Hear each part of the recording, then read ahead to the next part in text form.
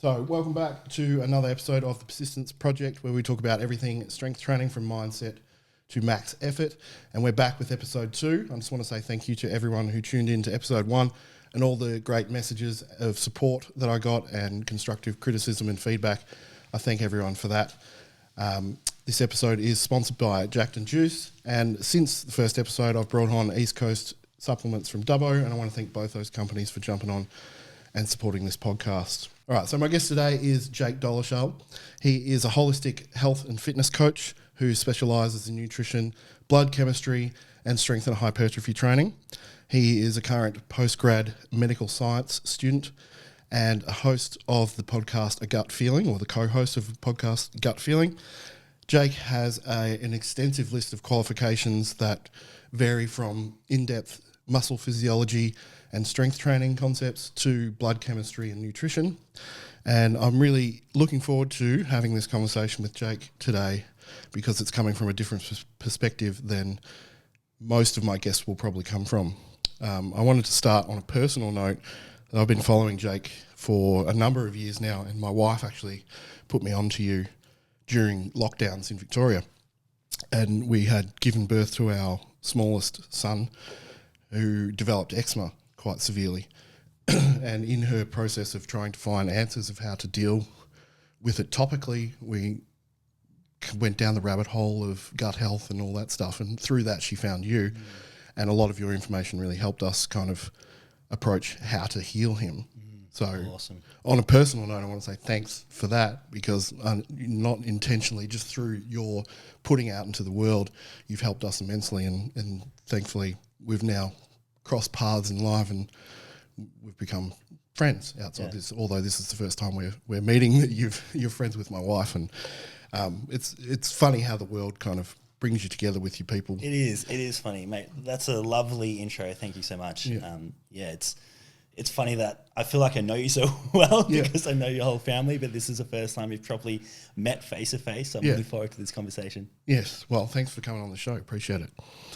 So where I like to start in these episodes is we want to talk about how you got into training, particularly, and how that shaped your philosophy around training now as an adult and what that journey has looked like.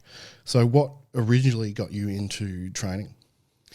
So for me, it goes back to high school, which I'm sure I went back to for a lot of your listeners and a lot of your guests. And I didn't start in the gym. I actually, funnily enough, one day my mate was like, hey, come do life saving with me. And I was like, sure, okay, I don't know what that is. And went to this life saving club at nighttime and went through one of the hardest workouts I've ever done in my life. And at the end of it, the coach is like, okay, we'll see you guys Saturday morning. And before I knew it, I'd been enlisted into this really hardcore surf boat team. And I thought that's what life saving was, but they just made me do this competition stuff. It was like 2 seasons in, I found out not everyone does competitions. But we started training like 4 or 5 times a week doing that. And out of that, we got pushed into the gym. So for me, it was more out of, I kind of fell into weight training and endurance training, more or less just to be a better competitor on the water. And then there was kind of this shift that occurred a couple of years later where I wasn't that into the surf boats anymore, but I really enjoyed the gym. So I kind of just fell into it. And then from there, I got sucked into T-Nation and bodybuilding.com and all these kind of forums. And it just became a bit of an obsession, I guess, which again, probably resonates with a lot of people you talk to. I'm sure it does. Yeah, exactly. So that was kind of like, it wasn't really any sort of, specific kind of bodybuilding goal or powerlifting goal, anything like that. I just kind of found myself in the gym most days of the week. Definitely like overdoing it, overtraining as a young person, would have been like 6 or 7 days a week back then. Yeah. But yeah, that was sort of my introduction. And then I remember a few years later, I finished high school and I did a couple of degrees and I was studying sport, and it sort of felt like I hadn't really found my people. Like everyone was sort of speaking different languages. I was doing my Cert 4 in fitness at the time as well, and they were saying one thing that didn't particularly resonate, and then I was studying sport at uni and that didn't sort of fit in with what I was learning in my fitness course. And I went and found a gym in Sydney. I just wanted to learn about nutrition, and they had this nutrition course. And they'd been influenced heavily by Charles Poliquin. And I walked into this room, and this lecturer walks in who, I swear to God, his thighs were like the size of my whole body. I'm like, man, I'm not going to say a word. I don't want this guy to look at me. He's going to eat me. Like, this dude is massive. His name's Corey Baldock, by the way. He's an amazing coach. And I sit there just looking at this dude, and the way he commanded the space was unbelievable. Every single person was just watching this guy speak, and he just commanded the space with such experience of the clients he'd worked with. I thought, holy crap, I found my people. Like these people actually know what they're talking about. These are the best, bodybuilding coaches and powerlifting coaches. These guys are strong. So that for me was a massive kind of, I guess, shift in, this is what I want to do. This is actually what the pinnacle of this space looks like. So I kind of, it was just like sort of step by step that I got into that space. Yeah. And so when you were in the surf boats, were you a rower or were you? Yes. Yep. Yeah, I was in the back seat, Yep. which is meant for the shortest person, and I was the tallest person on the team. Yep. Made no sense, but you get thrown around in a back seat, because you go over the wave and you basically have to stand up in the boat when you fall down. Mm-hmm. I kind of enjoyed it. No one else wanted to do it, so that was my position. I actually was being groomed is such a poor word these days, but I lived in Queensland when I was younger. Yeah. And my dad's good friend was the I can't remember the term. Like the sweep? Yes, the sweep. Yeah. The sweep of a surf boat crew. And he was trying to get me for ages. Oh, mate, they're relentless, hey? Yeah. That's the guy that just forced me to do it. Yeah. The sweep. Yeah, I never gave in because I was too interested in basketball. So had I given in, maybe I would have found the gym sooner in life. But yeah, well, maybe. I didn't. So that's interesting that you found that the fitness space, but then it took that kind of event. Was it more so that Baldock commanded the space that you were like, holy mackerel, he's like the biggest human I've ever seen? Or was it the content of what he said? Yeah, it was absolutely a combination of things. So it was definitely the fact that this guy had more muscle than I'd ever seen anyone walk around with. And I was like, holy crap, there's something about this guy. He knows what he's doing to an extent. Yeah. And then when he started speaking, it wasn't just like, you eat in a surplus or you lift heavy things. It was like specific protocols. He knew exactly what he was doing. A lot of it was like the old kind of Poliquin style stuff. But it was just to a level that I'd never heard, in our surf, fall and fitness and sport, like far out, the kind of stuff they teach there is a joke, right? So to hear kind of the protocols they were using at a higher level and with, competitors and physique athletes, it was learning that there's more to this. There's another level that I didn't know existed. Yeah, and it opens up that rabbit hole. Obviously, you've got an academic mind. Has that been something from high school? Were you a grade A student? So, or at least an inquisitive one? Yeah, I don't know how I had a mixed relationship with high school. Like, I found it relatively easy, but I would always do my work as quickly as possible and then wag, and then I would go like literally I'd skip school to go do like an 18 or 20 kilometer run, and then I'd come back in lunchtime, I thought, I'm probably never going to need this. So I just did, I guess, more or less a bare minimum, but I was still like a relatively good student doing that. Yeah. So for me, it was always like efficiency, like getting it done as quick as I could. Yeah. But I definitely enjoyed learning stuff that I was interested in. So like sport, like I nailed that, outdoor recreation, nailed that. But then stuff that I wasn't too keen on is, let's just get this done. Yeah. Anything that's come back now, like I know that from studying myself and studying psychology and looking at research. Yeah. I was a history major, I ended up, but I was in sociology and stuff, so I went through all those research stuff, and you end up doing math because you've got to do you've got to do that math subject that's around understanding research and how to quantify it and all that sort of stuff. And when I got to that, I was like, I should have done math when I was at school, but because I had no idea, it was like learning it all again. Was there anything like that when you came back to study later in life? Now you're doing medical science. The benefit I find is I tend to remember information relatively well. Mm-hmm. So even though I didn't super apply myself at school, I still kind of retained the stuff I was there for. Yeah. So I came out of that and I'd learned so my initial studies were in like philosophy and sociology and theology. And I'd done stuff like philosophy at high school and a lot of the like English literature classes, and they taught you how to kind of really like how to engage with like writing good content. Yeah. And so that meant when I got to uni, it was really easy to write stuff. So again, I didn't really have to try that hard at uni either. Like I was like, I know how to write an essay. This is easy. And a lot of people hadn't really learned that. So that definitely helped me when I got into some of the more academic stuff.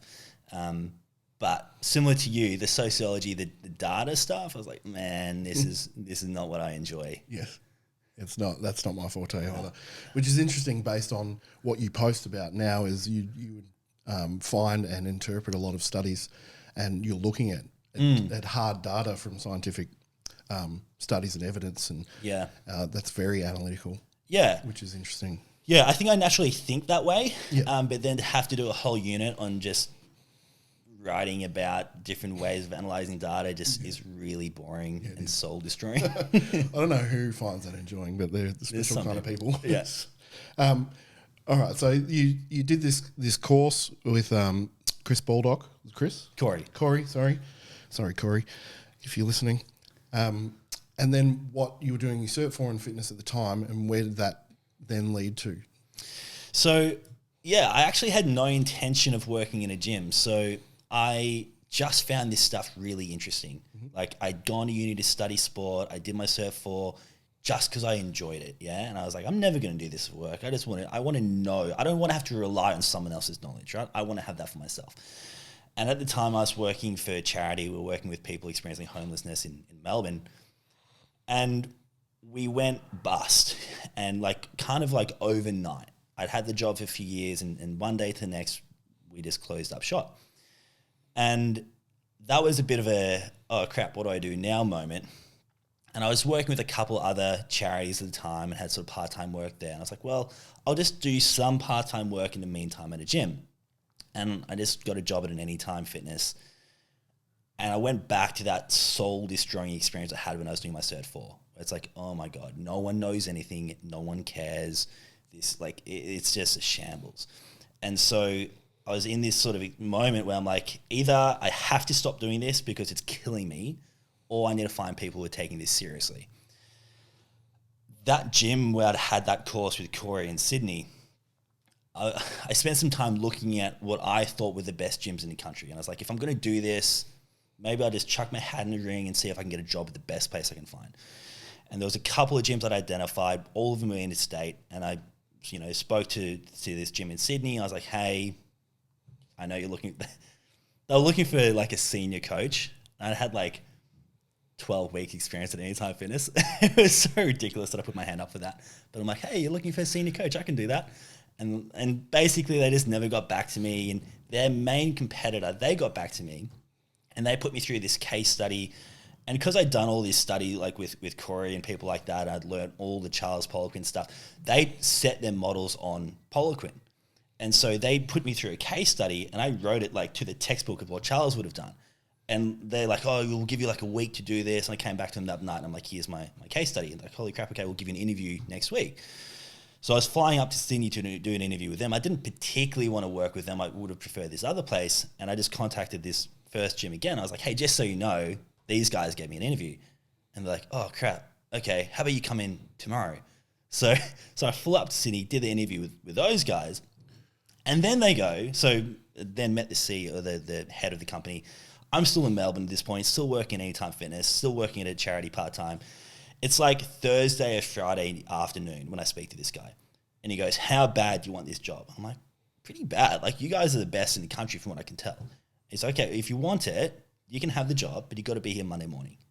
I'm like, dude, I got 2 jobs. I'm living here. Are you serious? He's like, Monday morning, or you don't get the job. Fly out. So I got off the phone and gave notice to the places I was working at, packed my car, left Saturday morning, drove up.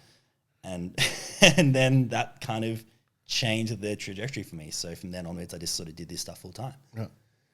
And so working in that gym, were you primarily a personal trainer? Yeah, so whole thing... Lack of a better word. Yeah, that gym was... It combined nutrition. It did do some blood work. At that point, I'd actually been studying blood work with my mentor and colleague, Dave O'Brien, anyway. Again, mostly just out of my own interest. But we combined all those kind of...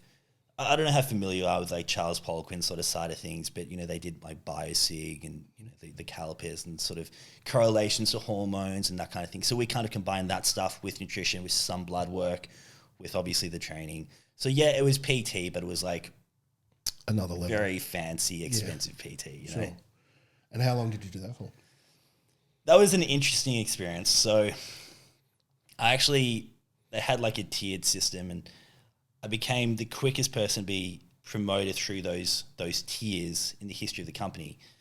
And I got to like the second top tier. And at that point, people were coming, because ultimately I've been doing a lot of this blood work stuff and functional health stuff. And then there was a shift where people were coming to me no longer just to lose body fat, but they were coming to me because I had these health issues. And so at that point, the company wasn't giving me clients. The clients were coming to the company to work with me. Yeah. And I was like, this isn't really making sense anymore. And so I remember sitting down with my boss at the time. I'm like, explain to me why I should keep working here. And he was like, I wondered how long would it take you to ask that. I was like, okay, great. So I did that for, I think it was only about a year, to be honest, and then stepped out and did my own thing since then. Right, and that's predominantly online you are now. Yep. Was that the case when you first started, or was it a lot of face-to-face kind of? So when I started my own thing, it was all online. I've only done it online for myself. Okay. At the gym, we did hybrid. So about half our clients were online, half were in person, which it was kind of, I suspect we might have been one of the first gyms to really push online stuff in Australia. And that was an interesting space because there wasn't really anything to compare to at that point, you know? It's like obviously some people are doing online coaching. I mean, people like John Meadows, you know, pioneered this stuff like back in the day, but there wasn't really a standard for what online coaching looked like. So that was quite exciting to be like, how can we take a lot of the stuff we do in person and make that work online? And I actually found, even when I was working in the gym, for me, there was kind of this like aha moment where I noticed that a lot of my clients online were getting as good, if not better results than the in-person clients. And what it was is that online session, whether that's half an hour, a fortnight or whatever, it's education. Like it's troubleshooting and it's education. And for me, like I've always had a bent towards educating. Whereas when you're with a client on the gym floor, like your counting reps, it's, you know, technique focused. You might chat a little bit about symptoms or biofeedback or whatever between sets, but ultimately it's you know, it's hands-on cueing, etc. And so I found that education aspect, for me at least, with those clients online, that was really key to seeing good results. And obviously, you know, different clientele, you know, a lot of these people had some health issues or, you know, maybe the main goal is body fat loss or whatever. But when I saw that happen, I was like, well, why would I do in person if I'm seeing better results online? It takes away that inaccessibility where someone has to live close to me. So, yeah. Yep. And it's just grown from there. Yeah, exactly. So now that you have like a considerably large following online, you run WhatsApp educational groups. I do, that I'm a part of. You don't take on online clients anymore, one-to-one. You do a lot of mentoring for people and consulting. Yeah, exactly. Yeah. How has that? What did that progression look like to where you pulled back and went, okay? Yeah. So when I was at the gym, I started teaching some of their courses. It was mostly around like there were some like hormone courses and early like blood work type stuff. And out of that, I had a lot of practitioners choose to mentor with me. So I always had that sort of stream of mentoring education stuff anyway. And then when I stepped out and did my own stuff, you know, maybe a quarter of the people I was working with was practitioners and coaches where I was educating and mentoring them. And then it was mostly one-on-one clients. And I got to a point after a few years where I always wanted to work with one-on-one. So I still have my long-term one-on-one clients. So I've got a number of coaching clients that I still work with and probably will work with forever, because I wanted to have my finger on the pulse and see what's working and what's not working. Sure. I still do one-on-one consults. I still want to know, you know, the problem that I see a lot in the industry is you have people who are really intelligent and know the data and know the literature super well, but they're not actually in the trenches. And then the issue is there might be 10 things that work. And how can you know which of those 10 things work better, right? And then you see these people like, oh, these 10 things work. It's like, yeah, but I know experientially 5 of those things just don't really do anything, right? And I didn't want to be that person who's like, do these 10 things when half of them don't work. So I've always had those one-on-one clients, and I still always will. But I also identified, hey, if I actually want to have, I think there's a lot of stuff in industry that's not done well and is a bit backwards. And if I want to shift that or see that done differently, I think the way that I can have the biggest impact is to educate other practitioners. Sure. So a couple of years ago, I kind of made a decision how I'm going to put more effort into mentoring people. You know, if I have a client I'm mentoring who's got 20 clients and I've got 10 coaches who have 20 clients who are working with me, that's exponentially more than I could possibly work with, right? So about 60-70% of my business is working with coaches and practitioners. I've got osteopaths and naturopaths and nutritionists and dietitians and doctors and nurses, obviously PTs. I think that's probably the main. I had a dentist for a while. Yeah. So the types of people I mentor, and then the one-on-one consults. And, which is a very diverse range. Very diverse, yeah. But an interesting one in that the term holistic gets thrown around a lot, and a lot of people use it as a selling point. It's like organic or absolutely, green or environmentally friendly. All these things are just buzzwords to sell more stuff. 100%. Whereas in your case, holistic is kind of the only word that describes what you do, because you're looking at whatever the situation is on a health level from a holistic perspective. And that's the interesting thing for me, following you and going through putting some of your stuff into practice with our own family and our own lives, is that it's not just like, okay, this is the route you go. It's like, here's the spectrum of the route that you can go, and here's the things that work. Yeah. And not all of them are going to work for you. Yeah. It's different.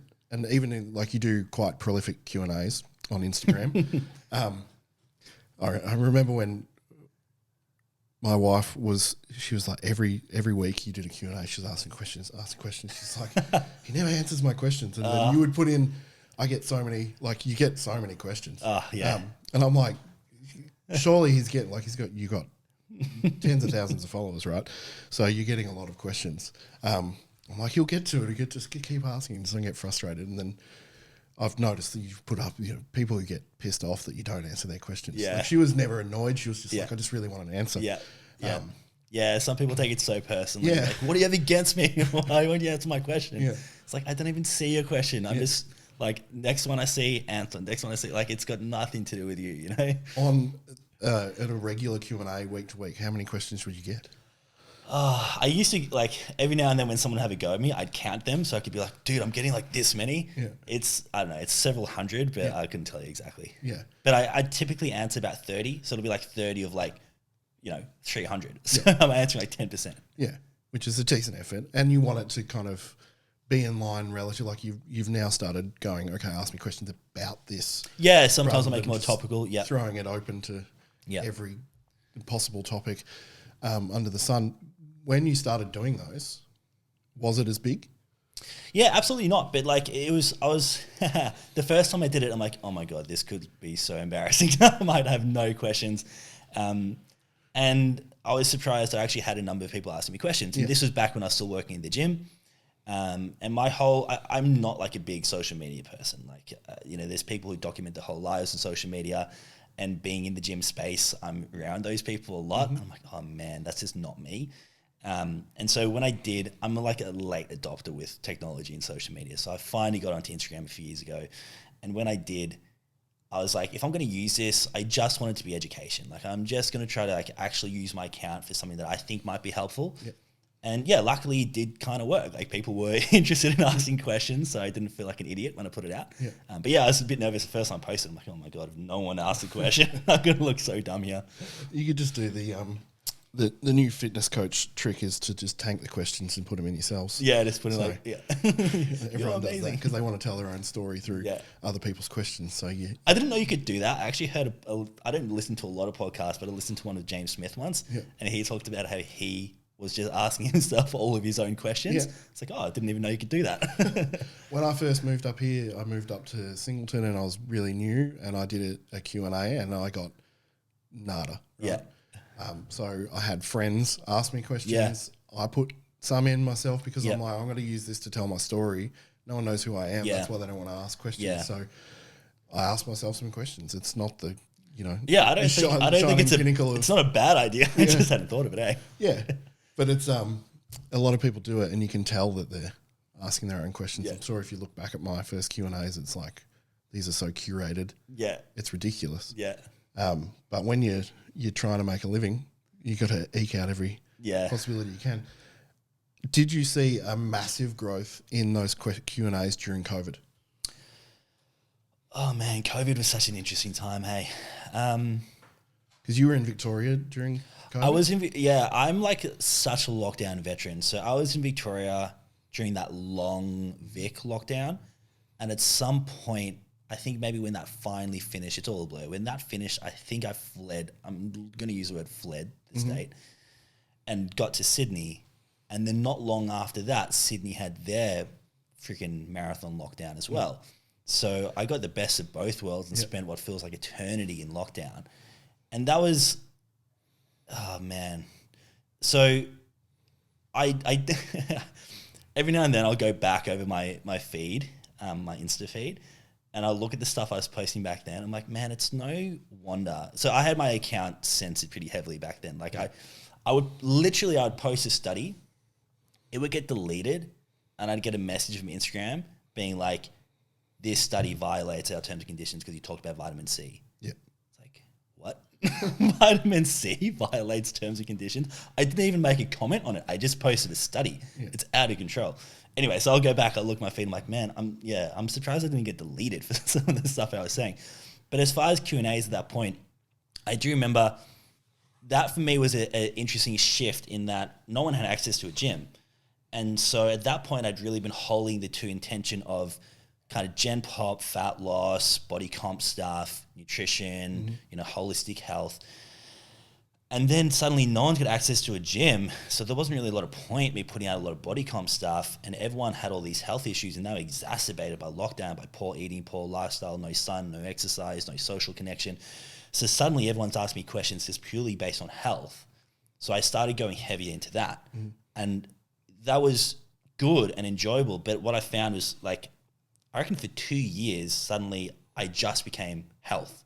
Like there was hardly any talk of training, body comp, hypertrophy, nothing. So definitely there was a big, I guess, increase in sort of the types of questions I was getting, but it was very much just like health focused and holistic health. So that did shift things for a little while. And to the point that like even my services, I stopped doing a lot of training services. I just did nutrition and health services for quite a while. Right. And circumstances would are obvious enough to, like, everyone was concerned about health more than they've ever been concerned about health before, because their health was threatened, for lack of a better word. We were in Victoria during that, and we fled as well as soon as we could. The first time we fled, I actually had a competition out of state for powerlifting, and it was like I had 4 weeks' notice. Yeah. They lifted the travel ban that we had, where we had our borders shut, and my fleeing was to go over the border and do a competition. Yeah. But then we got to a point, similarly, like where we were just like, well, we need to leave. Yeah. There's no hope here. No. So as soon as we essentially could, we lasted past the end of the lockdowns, but there was no, without putting myself out too much, couldn't work anymore. Sure, so yeah. And the precedent had been set as well. Yeah. And it's like you don't particularly feel safe in your home state now if you know that's what could have been done or what was done in the past. And I had, like you said, you put your hat in the ring for the senior coach. I had gotten a job in a gym that I thought that was way above my pay grade at the time, and they really liked me and saw potential, and I lost that job because of the lockdown. So it was like, what's the point of staying here? Yeah. We were both labouring on a property of someone who was paying us cash, digging holes and cementing and weeding, and it's like, is this our future? We're going to leave, so we had to make something different of it. Yeah. But, we came across you during that time. Mm-hmm. So, and my initial introduction to you was health. Yep. And that's, my wife was particularly going, no, he does more than health. You should like, she's been encouraging me to join the WhatsApp group, do the one-on-one mentoring for like 2 years, I reckon, 3 years. Yeah. And I'm like, yeah. And I was real resistant to it for ages. I don't know why. I was just like, it's like, I looked and I was like, it's health stuff. And then the health stuff was really interesting. And it led me into going, you talk about a lot of other stuff. When you were doing nutrition, blood work, all that stuff, what did your training look like outside of that, and your training for other people? Has it all been relatively based around body composition and hypertrophy and stuff like that? Yeah, so I've had a few different strong influences on how I train myself and clients. And so, like I sort of mentioned at the start, initially, when I really got into it all, a lot of that was influenced by Poliquin and a lot of those kind of methods. And then, I don't know if you're familiar with Stefan Cazolt's or like undulating periodization. Yeah. So I did a lot of stuff post Poliquin with Stefan, who used to work for Charles, and he's probably one of the leaders in undulating periodization. So I tended towards undulating periodization for a long time. And I guess if I was to like summarize what I did myself and with clients, it was very much what most people would call functional hypertrophy. Sure. So I wanted clients to get strong, whether that involved the power lifts or whether that involved just any lifts in the gym. And I wanted them to obviously gain muscle while doing that and improve body comp. Yeah. I never wanted to be one of those coaches. Like I remember even, it probably goes back honestly to when I did that course with Corey, and, you know, some of the stuff we did in the gym in that course, like these guys were lifting, you know, good loads. Yeah. And I remember he made this joke at the time, or I forget exactly what he said, but it was some exercise. I think it was, do you remember when, like, what do they call it? Shrug pumps. Do you remember when they became a thing? The Brett Contreras exercise? Yep. With the band? Yeah. Yeah. So I think that was like becoming a thing at the time. And people were like, oh, this is such a good exercise, whatever. And Corey just said something, I think, quite belittling about it. Like, you're never going to see me in a gym doing that with clients. They're going to be squatting like heavy freaking weight, you know? I was like, yeah, that's what I needed to hear. That's how I want to train. I don't want to be stuffing around. Like my mentors at Anytime Fitness at the time, you know, they were using TRT. What's the suspension thing called? TRX. TRX, that's it. They were using those, and they were using, you know, they're probably using TRT. They were using TRT. Let's be honest. You know, balance boards, all that kind of stuff. And I was actually quite lucky that the mentors I had there, they were not poorly educated. They'd actually been educated by Czech. Yep. But, you know, Czech is, I guess, down a slightly different path. So the point I'm making, I guess, is I very much identified early on, you know what, I don't want to be a coach who just gets people like balancing well. I want to get people lifting heavy loads. Yeah. And especially since a lot of the clients I work with are female, I get satisfaction when a female messages me and she's like, I'm lifting more than all the dudes in my gym. You know, like I'll get on a machine and like the guy before me, like I'll take the pin out and double it down, you know? I'm like, yeah, that's what I want for my clients. So it is always strength based, but you know, that more functional hypertrophy strength based. That sort of shifted a few years ago. So I did use a lot of undulating periodization for a long time. I know you're big in conjugate. I occasionally use conjugate with some clients. Most of my clients were more beginner intermediate. So it's not really going to be probably the jam for them, you know? No. But I then really got heavily into mentoring a lot with Chris Beardsley, who some people may be familiar with, and he's basically the muscle physiology guy. Like, I stand by the fact that this guy knows muscle physiology better than anyone else on the planet. And that challenged a lot of what I thought I knew about training. Sure. And in some ways it was good, in some ways it was bad, in some ways it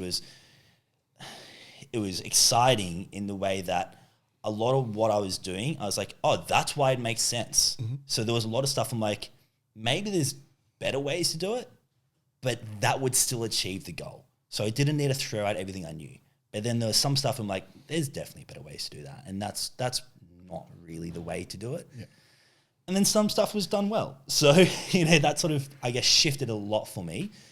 But to summarize, I guess, how I look at training now with my clients, it'd very much be in like, if you're just to associate it with a classic way of training, it's probably more HIIT, like high intensity training. Sure. So fewer sets, like less total volume, more strength base in that sense. I mean, probably not in your world strength base, but I'm talking sort of, you know, 4 or 5 repetition type range. And I would argue that's probably best for body composition anyway. Sure. One thing you started posting a lot about lately, and particularly with your new Instagram page, you've moved away from your one that's become the health page, essentially, and you have your training page now, which you're managing to stir up as much controversy on that one as your other one, by just using science to say, hey, this is what we've studied, this is what we know about muscle physiology, and this is what you're doing. And it's not, you're not approaching it from, you know, every influencer now and I've got a real gripe with this, particularly at the moment, is that everyone's telling you that you're doing it wrong. Yep.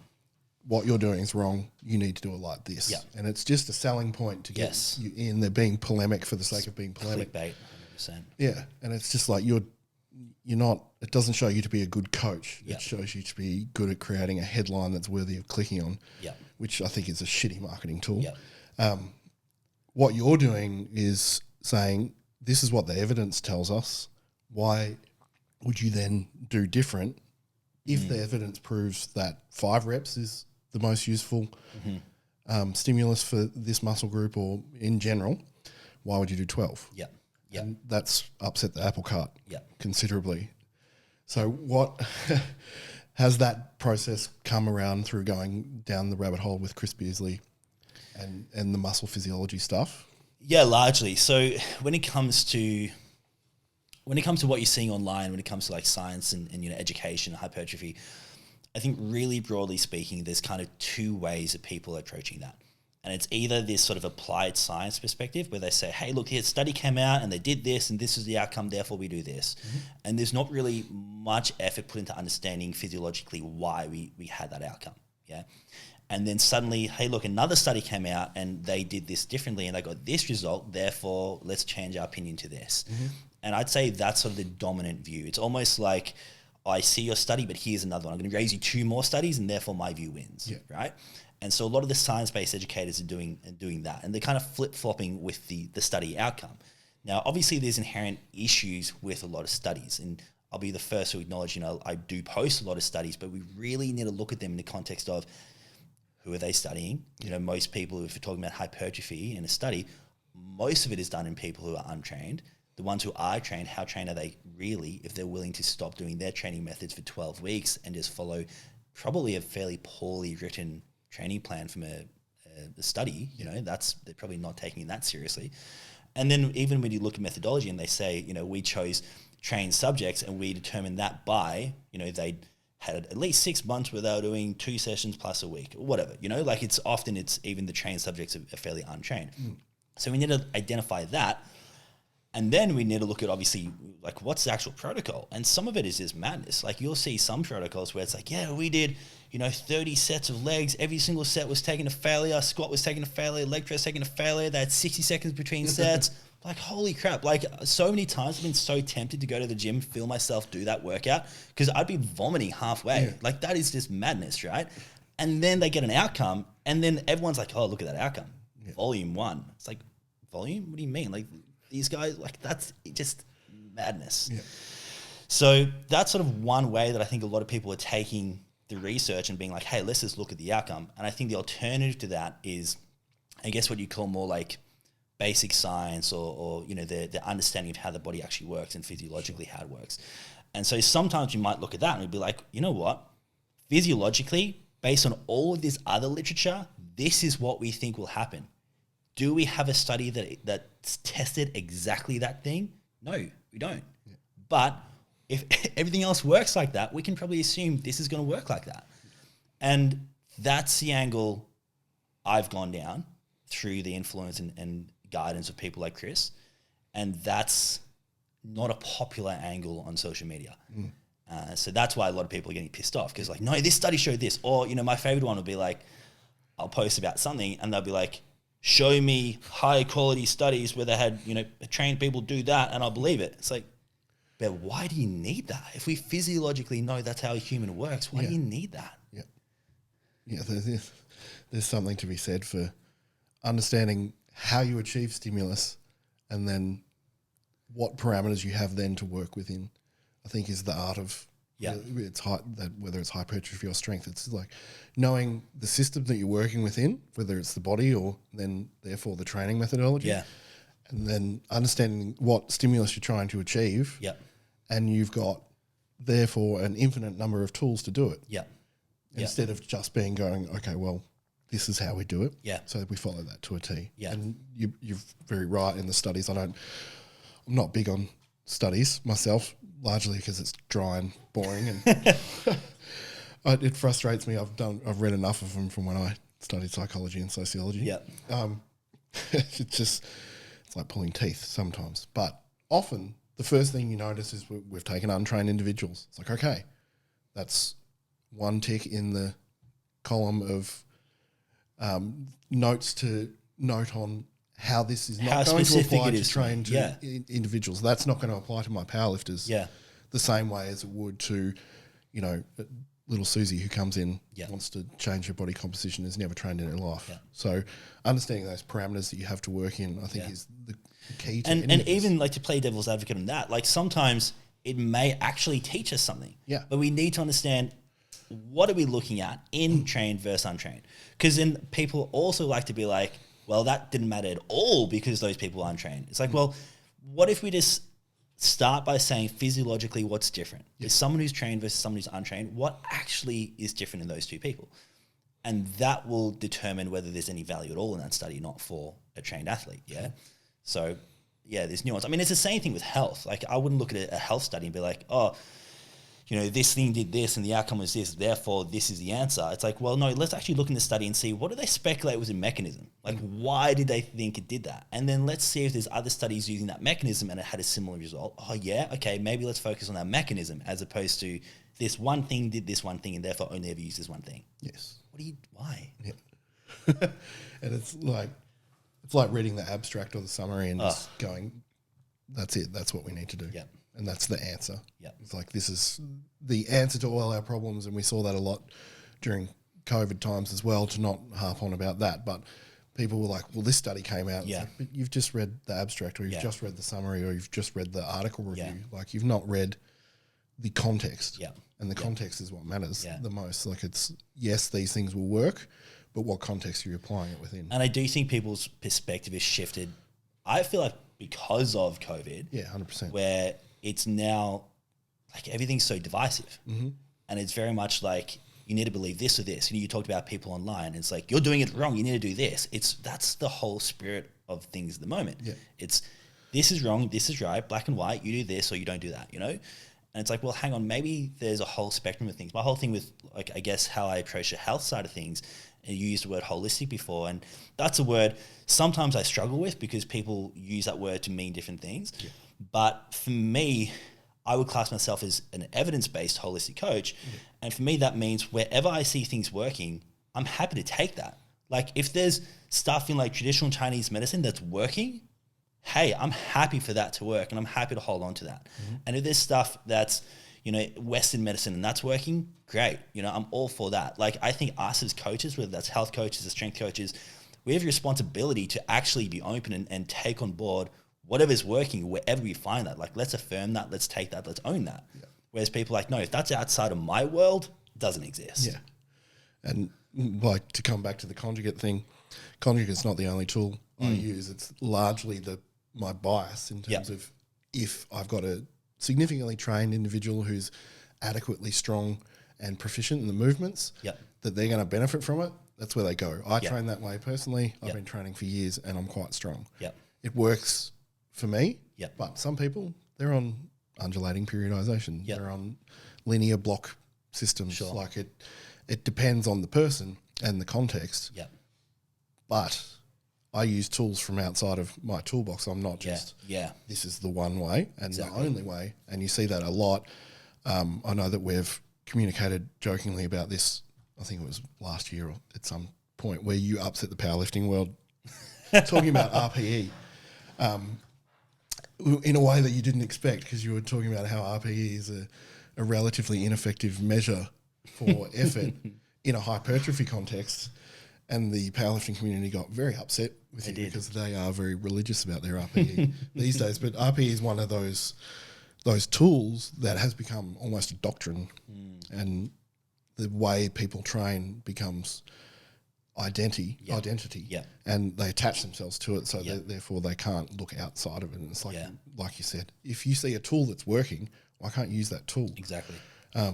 One thing that I take from studying academic level papers and sociology in particular is that you're trying to get as many tools in your toolbox as possible. Yeah. And I noticed that you have studied cognitive behavioural therapy. I've studied that as well. I've also done it as a participant for many years. And one of the big things in cognitive behavioural therapy is we're going to take as many tools as possible because one of them might work. And the more tools you've got to draw on, the more ability you have in a situation to adapt and use that tool. Yeah. The same goes for training. It's like, is this working? No, it's not working. We need to use another tool to achieve the same stimulus. Yeah. So whilst this exercise might be the best, it might not be the best for you. Yeah. So we take that on and change it and go, all right, what are we trying to achieve here? There's multiple things. Here's 10 things that work, like you said before. Yeah. 5 of them might not work for you. Yeah. Yeah, exactly. Do you see that in a physiology context? The mechanisms don't really change. How much do you think we have to play with in terms of exercises to achieve those stimuluses from a scientific perspective? So while mechanisms may not change and physiology may not change, that also doesn't mean that the same exercise, for example, is going to have the same physiological response in one person compared to the other person based on that person's anatomy or based on, even their subjective, effort that they put into that, or even the state that they're in at that point in time. There's other things influencing their, I guess, like their ability to tolerate effort. So sometimes people look at it and be like, oh, I'm just different. It's like, well, no, you're still going to respond physiologically in the same way, but there's different inputs going into you at this point. Yeah. So I think that, and that sort of goes back to what you're saying about, having different tools for different people. In the same way that, to use an example, you mentioned like 5 repetitions before, we know, I would say we have confidence that the last few repetitions in a set are going to be the most hypertrophy producing repetitions. That's due to something called the force velocity relationship. So when there's a slowing down of the contraction speed, there's going to be more cross bridging occurring. There's going to be more mechanical tension. And that means that for everyone at that point in time, that's going to be the most hypertrophy eliciting part. Now, for some people, that might not work for them. If they've got sore joints, if they have a poor ability to actually recruit high threshold motor units, whether that's because they've got a low kind of, tolerance to effort, or whether that's because they've never done this before or whatever. And so in those people, they might get better results doing higher repetitions. Yeah. Now, possibly, maybe if they've got an injury or whatever, they will. So does that mean we look at that person and we say physiologically the force velocity relationship doesn't work for you? Like, no, it does. You still have the same physiology, but the way we're going to get to that point is different based on the things going on for you. Sure. Yeah. So I think in terms of how much leeway or flexibility is there with the physiology, it's like, well, there's probably not a lot, but how much leeway is there to finding our path to that? Like quite a lot, there's a lot of different pathways to get to that end outcome, like we sort of said before. So I don't know if that answers your question or not. It does. I think it's more just like the body works pretty much the same way for everyone. Yeah, like largely, the physiology is the same. Your individual leverages and genetics are going to play a part in how that's achieved. But the tools can be whether you do. So for instance, one thing I do with people, particularly if they're newer, is work with bands. Yep. If they can't feel something like their glutes working, they're doing lots of reps with bands in an exercise that will get their glutes firing whether they like it or not. Yep. If they feel that in 10, great. If they feel that in 100, great. Like whatever tool we need to get that mind-muscle connection so that they control that contraction, then that's the tool that I'm using. Physiologically, it's like, well, the mechanism didn't change. It's just that I've had to use 100 reps to teach that person to do it because their connection, their ability from a training age perspective is lower than, say, yours or mine. Whereas we could go and do 5 reps of a dumbbell RDL and our glutes would be limping out of the gym because we know how to contract it and load it and do all that stuff. Whereas someone very new to it who can't hinge and can't load their glutes, or one thing that people talk about often is that they're asleep. It's like, well, did you walk into the gym? Your glutes aren't asleep. Like they're working because your hips are working. You're not in a wheelchair.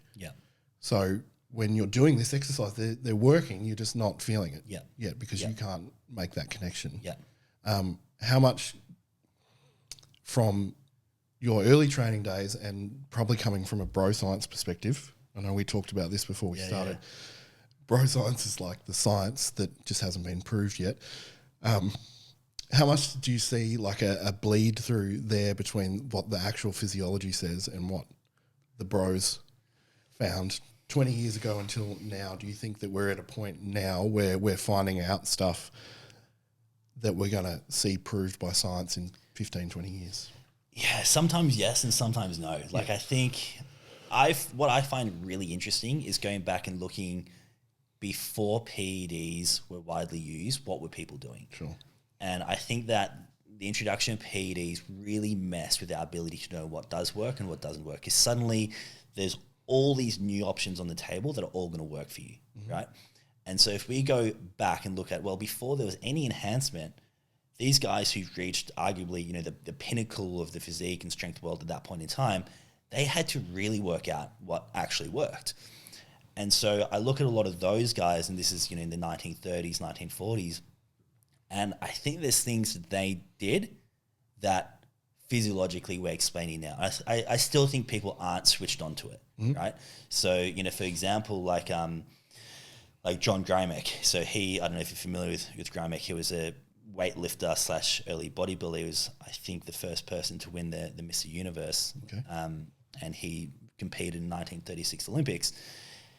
And literally, like, the stories about this guy, like, he would get a call up, like, 2 weeks before a weightlifting comp. And they'd be like, hey, we're, like, a man down in the team. We need you. Yep. Like, I think that was the story for the Olympics. Literally, he was given, like, no notice. He's like, yeah, okay, I'll come. And he does well, yeah?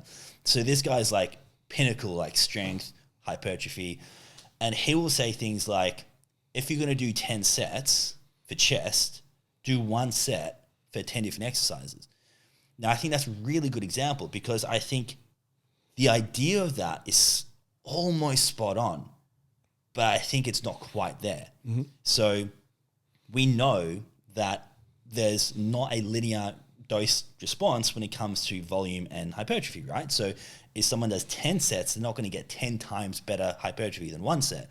That first set is by far the most important. You're going to get about 50% or so of the hypertrophy response from that first set. Yep. And then every set thereafter, you lose about 50% of that previous set. So it'll take another 6 sets to match what that first set gives you.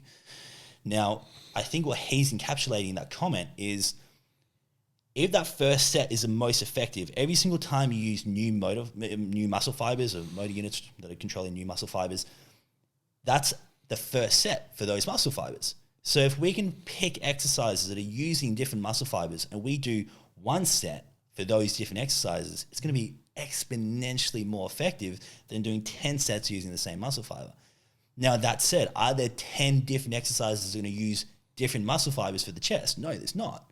So I think he was so close in that, yes, exercise variety can be used way more effectively than what people are doing today. You look at people today, God, the social media stuff I see, someone will post like, use this to pump up your biceps, and it'll be like, 4 sets of an incline curl, 4 sets of a barbell curl, 4 sets of a rope cable curl. It's like, dude, they're all the exact same thing. They're all using the exact same muscle fibers. Nothing has changed.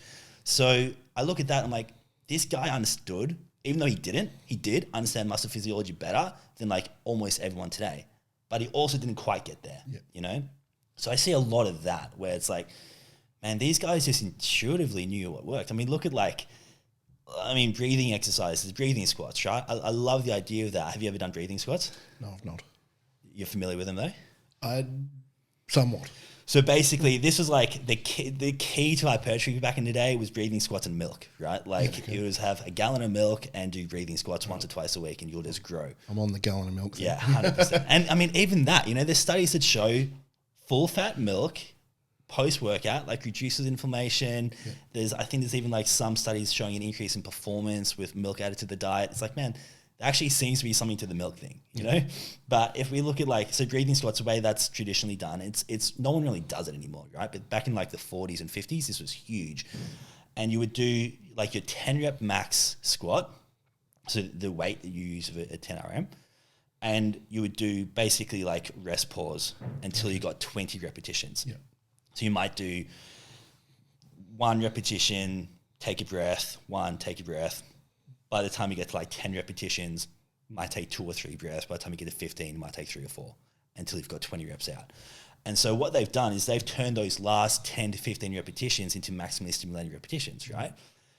I look at something like that and it's like, did that work? Absolutely that worked. Why did it work? Because you're getting like 4 sets worth of stimulating volume in one set. Like absolutely that worked. You know, we go back to the RPE issue. People who are doing the 10 rep max squat and they say, hey, that was an RPE of 10. Like, was it? No one's failing. I mean, maybe in your world, but in the hypertrophy world, people who are doing a set of 10 for squats, they've got like 5 reps in reserve. And they're like, oh, that was my max. So this is forcing someone to actually get close to the point of failure. They're just getting stimulating volume, incredibly effective. So these guys knew what they were doing. But those first 10 repetitions, did they need to do 10? Like, arguably, what if you picked a 5 or 6 rep max and then you did the same thing and you got 12 reps in total? Like, that's probably going to have the exact same stimulating effect, but less overall fatigue. Yep. So I think that because these guys didn't understand the physiology, they found stuff that worked with the physiology, but now that we understand it, maybe we can just tweak things a little bit. Yeah. So it's optimizing the... Yeah. And that's another buzzword these days. Is optimizing your training. Mate, you should get into marketing. You're all about the buzzwords. Yeah, I know. Oh, I know. Well, yeah, as someone who's trying to make their business grow in the online space, buzzwords are you see everywhere. Like, and powerlifting coaches are a dime a dozen with trying to use any tool in their arsenal to get attention. Yeah. One of which is being polemic at the moment. That drives me nuts. So, how much pushback have you gotten on that online from discussing the physiology? Because I know that if you, to an semi-untrained person or like someone who doesn't understand hypertrophy on the level that you do, like even myself, like I was intimidated at this conversation. I'm like, you're going to run rings around me because strength is my thing. Hypertrophy is like a byproduct of my training. Yeah. I know how to achieve it. Yeah. I don't know how to explain the physiology of it as well as you would. Yeah. Do you see a lot of pushback from people that would probably be on my level who'd be like, what do you mean one set? Yeah. Yeah, it's a bit of a mixed bag. I guess I'm lucky in the sense that when I started talking more about this, I had people who had built trust with me anyway, and they're like, oh, this guy doesn't just talk crap, like he seems to sort of research what he's talking about. Sure. So a lot of the people who are engaging with me realize I'm not just going to spout crap a lot of the time. Yeah. So that helps. But then people who don't know who I am, that's where there's more of that pushback. I guess what you see a lot online at the moment is like a really sort of tribalism mentality where it's like, well, my guru said this and you're saying something which contradicts my guru, therefore it's wrong. So that's where I see the most pushback is, probably shouldn't name names, but where, big influencers are double downing on a particular methodology or idea. And so what you get is people who don't understand why that person thinks that, but they just know what that person thinks. Yeah. And they're like, well, what you're saying contradicts what my person thinks, so therefore you're an idiot. Yeah. So that's where I get the most pushback. There are a lot of coaches who are interested in this stuff now. So people who are, a bit more open-minded tend to really enjoy the conversation. I am surprised. It's almost like, the Dunning-Kruger effect. It's almost like that to an extent where you see people who I guess you would kind of say are sort of like mid-level coaches where, they haven't really made a name for themselves. They're just working in a local space.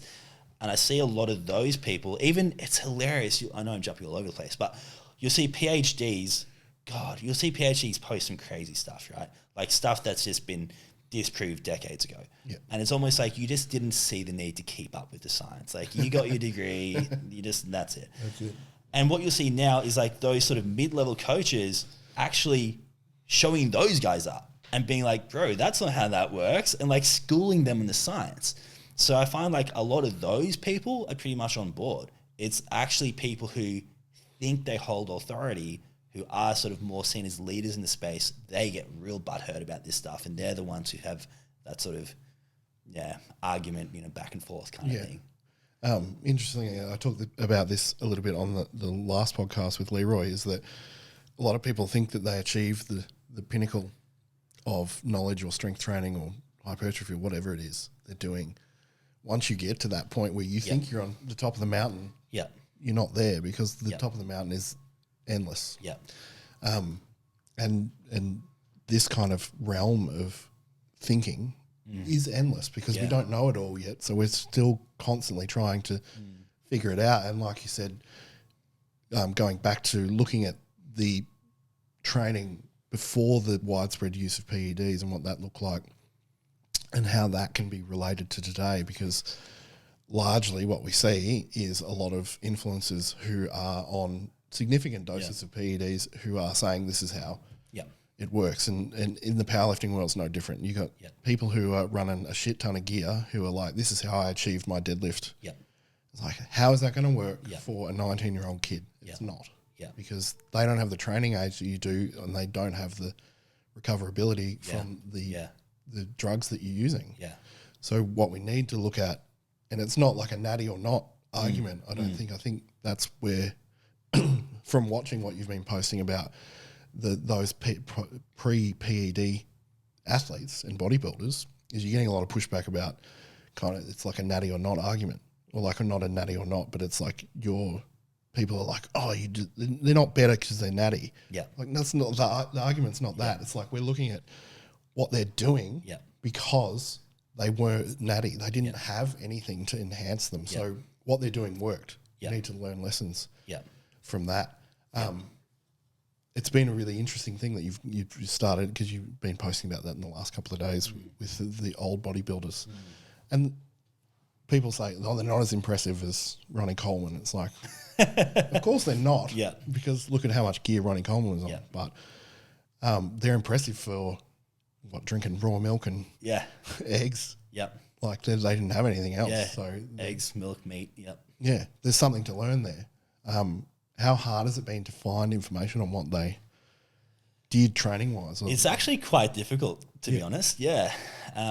Some of them sort of, I'd say maybe the 50s onwards, we've got some pretty decent information. So people like Reg Park onwards, there's a lot of good info.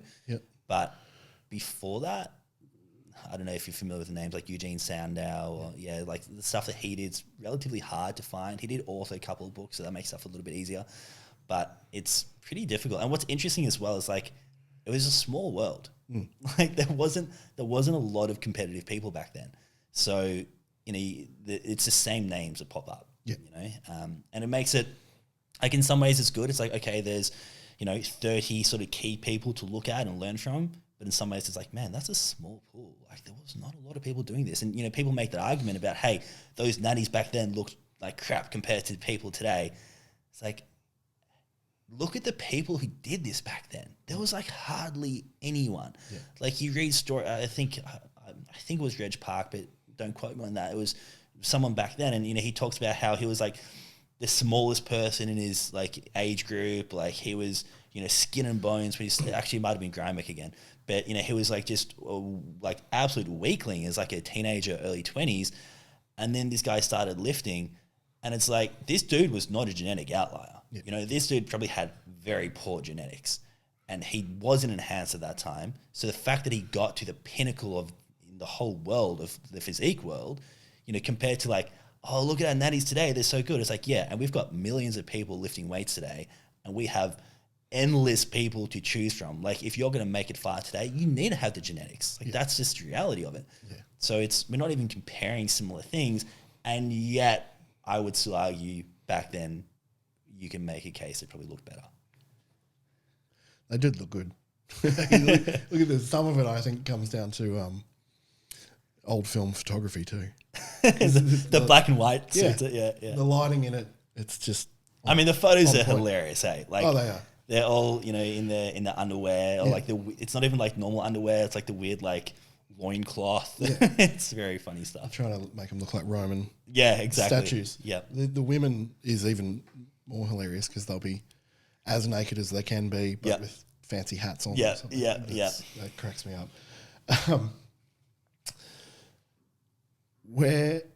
So the pushback thing and the open-mindedness within the training is something I see a lot in powerlifting, and particularly as someone who has a conjugate bias, which I think, and I'm probably going to get hate for saying it, is the most open-minded approach to strength training.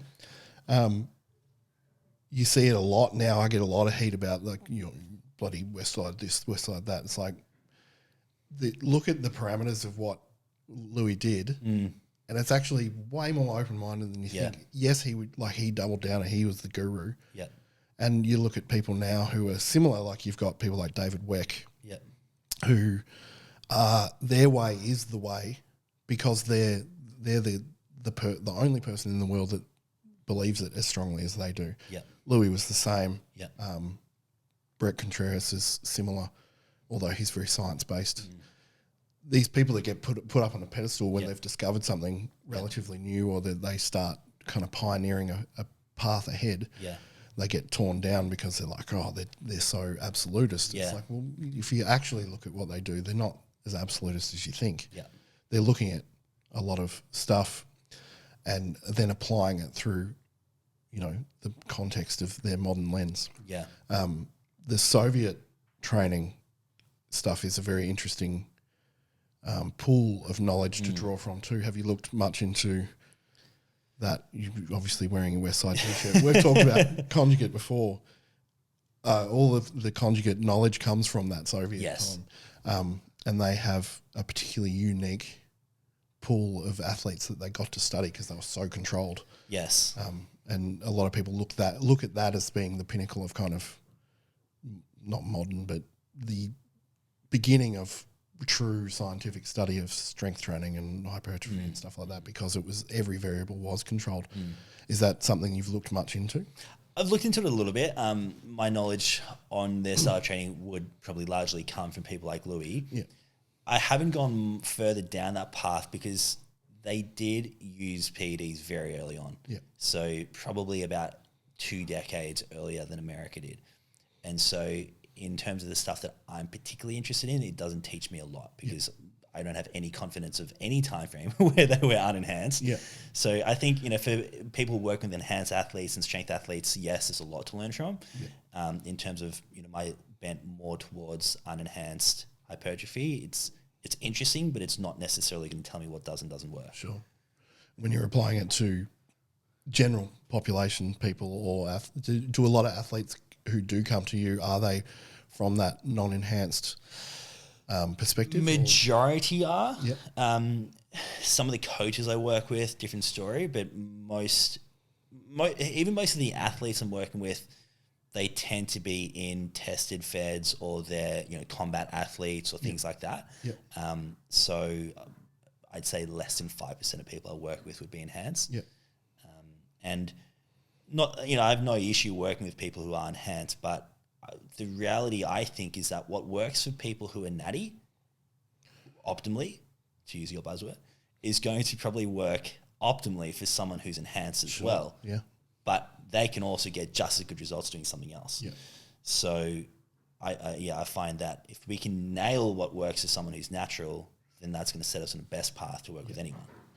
And to turn that argument around, it doesn't necessarily go the other way. No, not at all. If you're enhanced, that what works for you downstream to someone who's not enhanced is not going to work the same way because your recoverability is different, your physiology is different now, or well, the psychology even, and that changes the physiology. Like motivation levels go up. It gives you access to motor units you wouldn't have access to otherwise. Like there's a whole lot of stuff that changes. Yeah, so the downstream effect it doesn't go the same way, and this is one of the problems I have with those programs written by people who are clearly enhanced or genetic outliers. It's like what you did is not going to work. Yeah, we need to look at what works for back here. Yeah, and then move forwards with approach it upstream. Yeah. And rather than a trickle down effect. Exactly. Use an economic buzzword. Full of them today. So coming from that perspective of looking at that and then looking upstream, what sort of benefits do you see within your clientele that you do work with that then doing it that way? Yeah, looking at it from a ground up perspective. I mean, what I find really interesting is, because obviously I'm structuring my stuff for, if I was to say what my number one goal is with most of my programming, it's hypertrophy, right? And yet the results people get from a strength perspective are probably even more impressive. So, I'll get people who are quite advanced lifters being like, holy crap, I quartered the amount of training volume I'm doing, and I'm hitting PBs every single week, right? So ultimately that's coming back to recovery. Those people are just under-recovered chronically. So that's probably the thing I'm hearing most is just like, I'm hitting PBs. I mean, I did a phase, I've got a training group, I've got about 80 people or so doing that. And I did a phase that was just like HIIT-based. It was very much based on Mensa's old stuff. And I don't know if you know a lot about Mensa, but obviously he did change his opinion on things towards the end. He sort of, kind of went off the deep end a little bit. But if you look at some of his earlier stuff, and he was enhanced, obviously he was, but the idea behind a lot of his work was similar to that quote I mentioned from Grimek, where it's like, let's do one good stimulating set. And my idea is, well, let's do that, and then let's apply that to as many exercises that are stimulating different muscle fibers as possible, and then let's only do that a few times a week, give people plenty of rest between those sessions. And the results I got with people doing that, we did it for about 5 or 6 weeks. I wouldn't do it for a lot longer because eventually the issue with like that single set work is it's very hard to continue to progressively overload. Yep. Like if you've only got one set that you need to increase the load on every week, you're actually like progressing at a very fast pace, and you probably can't keep that up for that long. But the results I was getting with people doing that, like every week, people like, I hit a PB, like I'm hitting PBs on every exercise, every single session for over a month. Like that was just out of control. And again, I had to pull it because I'm like, if I keep getting you guys to do this, like we're going to hit a wall. Yeah. But those kind of like strength results, that's very much the kind of stuff people are seeing where they start applying what should work better for natties. Suddenly they're just seeing strength just, shoot through the roof. Yeah. So that's probably the number one thing I'm hearing. But then, I mean, like, I got a message yesterday from a coach. She's been a coach for a long time, decades. She's working with mostly combat athletes. And she's like, I just thought I was a non-responder with my legs. She's like, my legs never changed. And she's like sending me selfies of like how much muscle she has on her legs now. She's like, I could never squat more. She was hack squatting, but she's like, I couldn't hack squat more than like 5 kilos. I'm now doing 70 kilos on the hack squat. She's been doing this like 12 weeks or something, right? So those kind of, because we have to understand from a strength perspective or hypertrophy perspective, you can only grow the muscle fibers you're using, right? And as far as fatigue and recovery goes, if you're fatigued or you're under-recovered, and what that would cause is CNS fatigue for people who are interested, that CNS fatigue is going to mean you can't use the top pool of those muscle fibers, the high threshold motor units, right? And so that means you're consistently coming into the gym unable to stimulate the muscle fibers that grow the most. So someone like that is coming in repeatedly and they're not even able to access the muscle fibers that can get bigger. Yep. So suddenly you allow those people to recover, they come in the gym, they're using these top end high threshold motor units with all these muscle fibers they've not been able to use before, and they've got good technique, they've got a good mentality, good psychology, they're going to grow really well. Yep. So that's the stuff I'm seeing is almost like the strength comes first and then they grow well because of that. Yeah. And largely, do you see that in people that come to you who are just doing too much?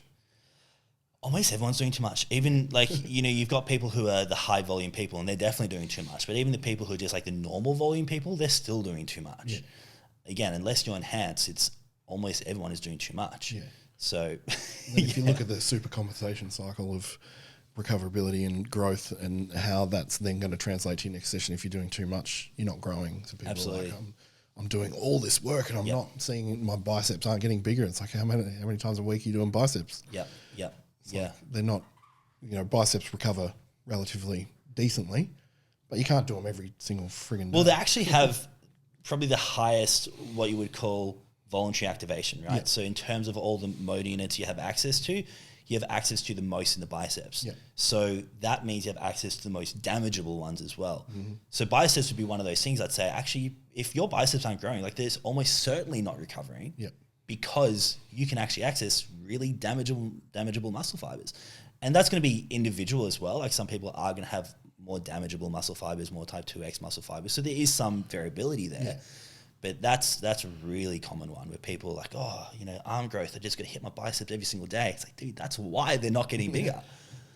One of the principles in modern kind of strength training, if you're peaking, whether you're using block or linear periodization, and similarly in conjugate, you do the same thing. You start to pull the stimulus out and you see the strength grow. Mm-hmm.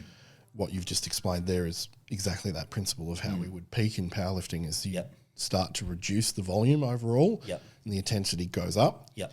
And then once you've then taken all of that volume out and you go to a meet, you're at peak strength. Yep.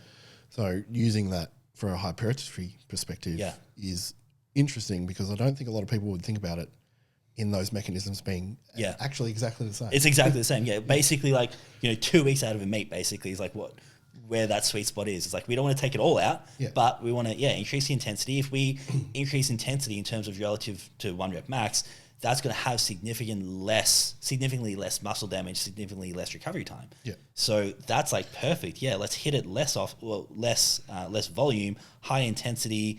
Sure, you can see we've got a little bit of I guess space to play with, but that's exactly like if you applied that mentality just from a hypertrophy perspective, like most people are going to get better results. Yeah. It's something I've seen you talk about a lot. It's very common in powerlifting is working up to a top single and then doing back down sets to use less percentage to because you've done your PAP. Post-activation potentiation. All I can think is PAP. I couldn't think of it. So you've stimulated those muscle fibers and then you're going to, if you've recruited them, then you're going to stimulate them by doing the back down set. Yeah. Another interesting concept for hypertrophy perspective that I don't think a lot of people think about now is they're thinking about pushing it 3-4 sets and the top set is kind of the top set and moving on. Yes. Whereas doing something like PAP where you've recruited it and then you're growing it is something that we do in powerlifting a lot. We'll often do a top single and then do back down sets where that's the actual work. How would you structure that in a hypertrophy context?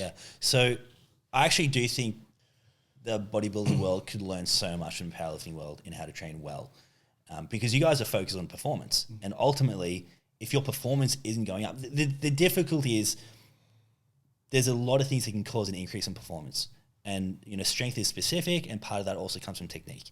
And so where the lines get blurred is, are you getting better because your technique is getting better and because you're rehearsing that movement so much? And if we could almost take that factor out of it, then we could look objectively what's causing that increase in performance, and let's use that stuff from a hypertrophy perspective. So like my own training, just to go on a bit of a tangent for a moment, if I was to summarize exactly what I do, I would actually call it conjugate hit. So I'm essentially what I'm doing is I would have a pool of say 4 or 5 exercises per muscle group, and they're the ones that work best for me. I know I'm able to progress on, and then literally I'll come in the gym that day and be like, these are the 5 I can choose from. Which one do I think I'm progressing well on? And I'll pick that one, right? So like I don't even have a plan I'm following. Literally, I'm just like, I think I can progress on that today.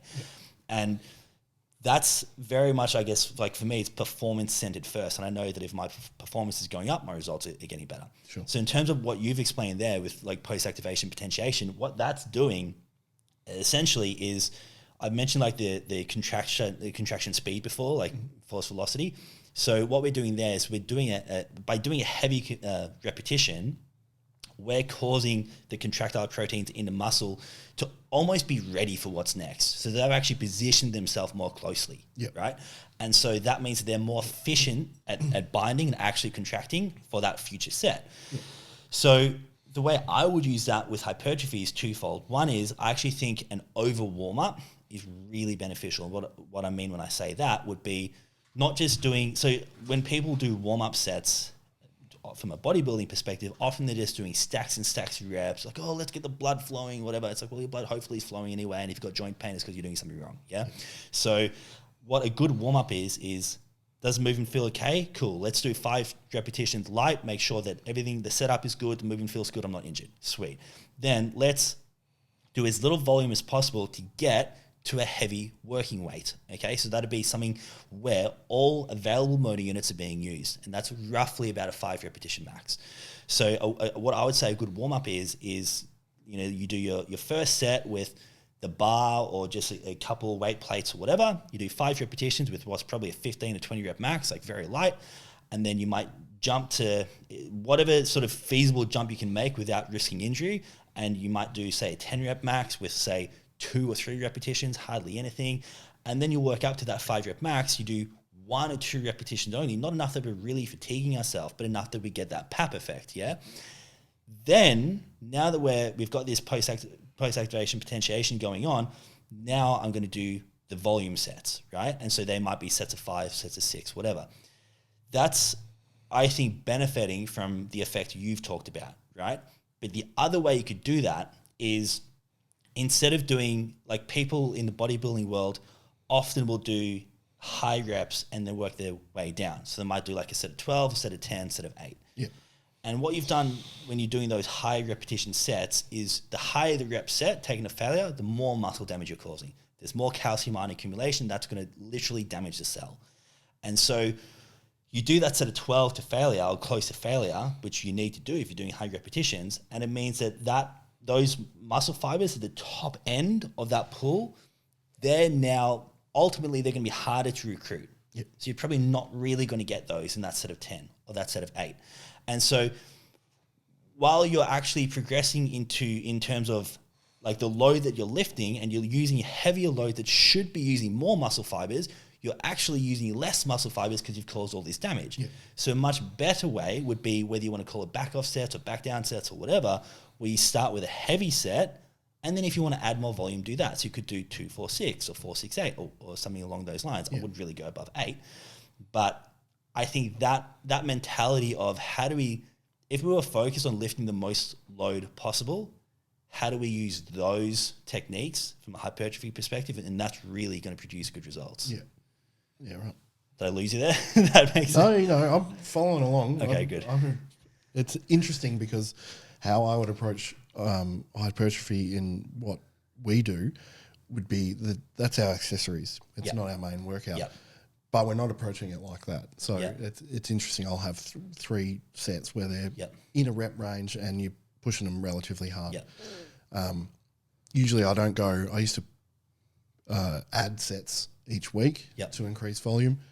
What I ran into there was time issues and actually fatigue issues because, like you've just explained, that's creating CNS fatigue and they're using less muscle fibers, so they're seeing less growth anyway. So they're doing 3 hard sets. I'm usually giving them reps in reserve to go off. But they've done their main work beforehand, so they're trying to express strength, whether it's strongman or powerlifting. But in a hypertrophy context, it's very interesting to say that you could apply those same ideas, and you're not having to do all this work that's just filler. Filler volume. Jump volume, that's just damage. I remember talking to Chris about this once, and I was like, Louis had so much spot on. Why, when he talked about hypertrophy, did he say, let's just do sets of 12? Yeah. Like, I don't freaking get it. And he goes, have you worked with those guys? I'm like, well, no, not really. He goes, how much weight do you think they need on a leg press or a machine to do sets of 6? Yeah. It's not going to happen. Yeah. What dumbbells do you need? So to an extent, it's just practicality. Like if you're trying to do hypertrophy work and it's like, well, we don't have 110 kilo dumbbells here. Like, what are you going to do? Or like, we need 2 whole machine stacks to do that set of 6. Yeah. So I think some of it just came out of necessity, and then that's kind of stuck. Yeah. And a lot of what his approach was around those was train like a bodybuilder, and they just kind of looked at what was happening and did that. But then on the other end of the spectrum is the muscle endurance stuff, where they're doing a lot of high rep work, particularly at the end, using bands for tendon health and blood flow and all that stuff. And like you said, yes, your blood's flowing already, but it's I like to think of it as pumping blood into the muscle to accelerate recovery from a physiological standpoint. Is that what's happening? I would probably have a different take on some of that. Yeah. And, this is where I don't want to say it's wrong, because if it's tried and tested and it's working, something's happening, right? Yeah.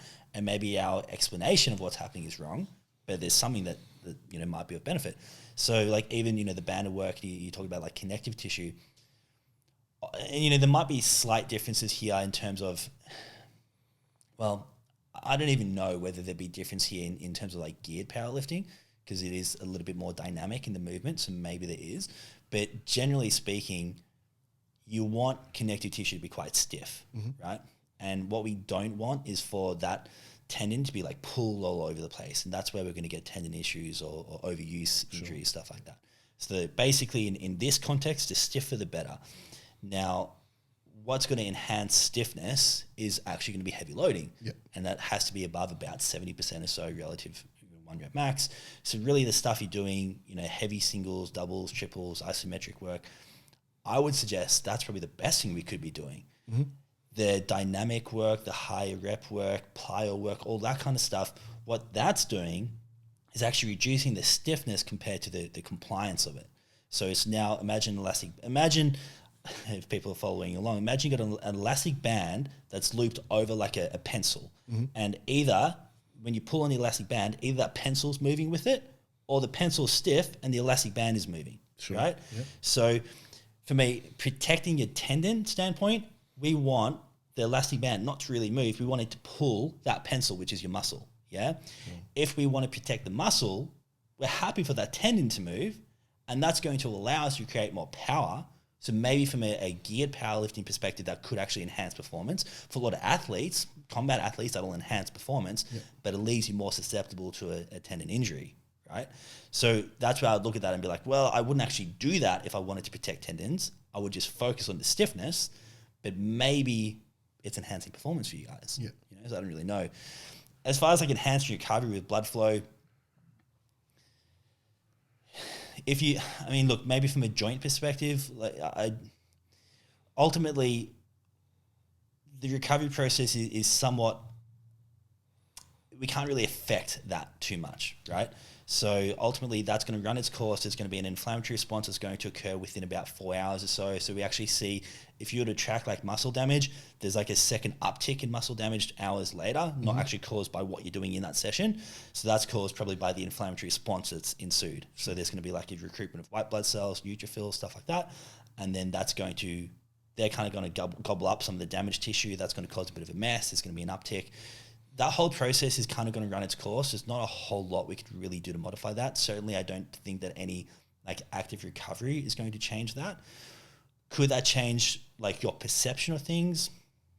Possibly. Yeah. Could it change, even maybe like, pain sensitivity or DOMS, anything like that? Yeah, possibly. Like if there's metabolite accrual, that's going to help. So if there's like lactic acid that's accrued, it's going to help you circulate that. Yeah. Is that going to help you get in the gym and perform better quicker? I don't think it will. Okay. So to then piggyback off that, if you're looking at recovery modalities that are very popular these days, are they all pointless? Yeah, I would probably say yes. Yeah. I think, and maybe I'm wrong here, and maybe we'll get data that suggests that I am, but from what I can tell at this point in time, I think we'd be better off focusing that attention to before the session rather than post-session, how to reduce muscle damage or increase recovery. I think, because if we look at like CNS fatigue, what's happening is there is inflammation present in that session, and that inflammation was caused by that muscle damage from the previous session. Yeah. That is a natural process. That's not bad. That's going to happen. But what if we, before that session, could cause an acute reduction in some of those inflammatory cytokines? What if we reduce interleukin-6 or whatever, we go into that session with less inflammation, that's going to cause, so basically we're getting this almost like it's not quite a negative feedback loop, but it's almost like that from a central nervous system standpoint, where the brain is seeing there's inflammation and it's saying, well, I'm going to reduce central motor command. Yeah. So if we get rid of that inflammation, central motor command doesn't drop. So I don't think our issue so much is how do we repair muscle damage quicker. It's before the session, how can we get into a state where there's as little CNS fatigue and as little inflammation as possible?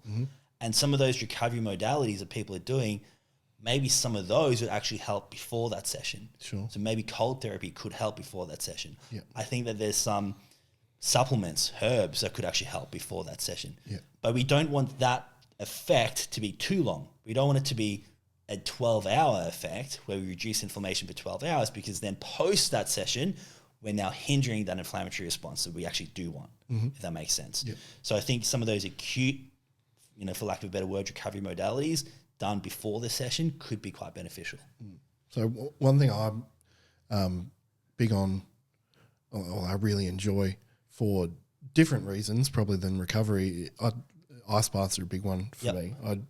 I originally went to do them for recovery modality and then found it gave me another and a lot of people talk about this. There's a mental, sure. mental battle, Yeah, and whether it's a placebo effect or not, you just put in a hard situation that you've then had to overcome. Yeah, and it's probably more stress than most people might ordinarily face. Yeah, it's certainly acute stress where there's a fight or flight response. Most people probably don't have that regularly in their life. Yeah. That's why they see that benefit. Yeah.